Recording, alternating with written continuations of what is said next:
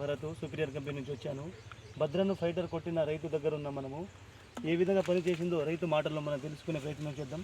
నమస్తే అన్న. నమస్తే అన్న. ఒకసారి మీ పేరు చెప్పండి. నా పేరు చింతా ప్రసాద్ అన్న, టేకులగూడెం గ్రామం, సింగరేణి మండలం.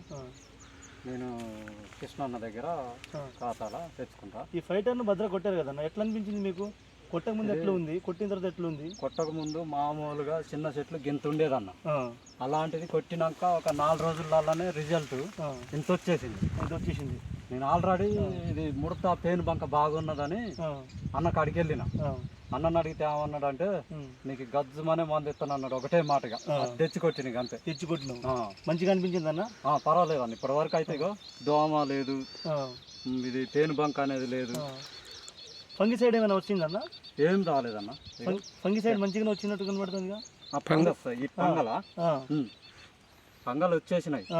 ఇప్పుడు 2 రౌండ్లే నేను కొట్టింది, ఇది 2వ రౌండే.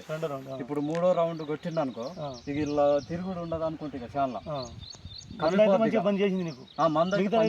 కొట్టుకోవచ్చు. నేను కూడా చాలా మందికి చెప్పావా? భద్రా కొట్టుకోండి, నాకు ఫలానా మంది ఇచ్చిండు, సేటు ఫైటర్, ఈ 2 కాంబినేషన్ మంచిగా వచ్చింది సేన్ అని చూపించిన. ఒక 2-3 వచ్చి చూసిండు రైతులు కూడా.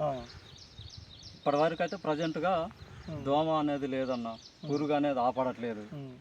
ఇప్పుడు మళ్ళీ ఇదే సుపీరియర్ కంపెనీలా తెచ్చుకున్నా, స్టార్ ప్లస్ అని, పవర్ ప్లస్ అని, మళ్ళీ ఇంకోటి రెయిన్బో. అది కొట్టుకున్నా బాగుంటది. పవర్ ప్లస్ లో కింగ్ ఫ్రైడ్ పెట్టుకొని కొట్టుకున్నా, అది మంచిగా ఉంటది. నువ్వు ఓకే అన్న? మిగతా రైతులు కూడా చెప్పుకోవాలి, ఇట్లాంటి మందులు కొట్టుకుంటే బాగుంటుంది. ఓకే, థ్యాంక్ యూ అన్న. ఫంగిసైడ్ వచ్చిందంటే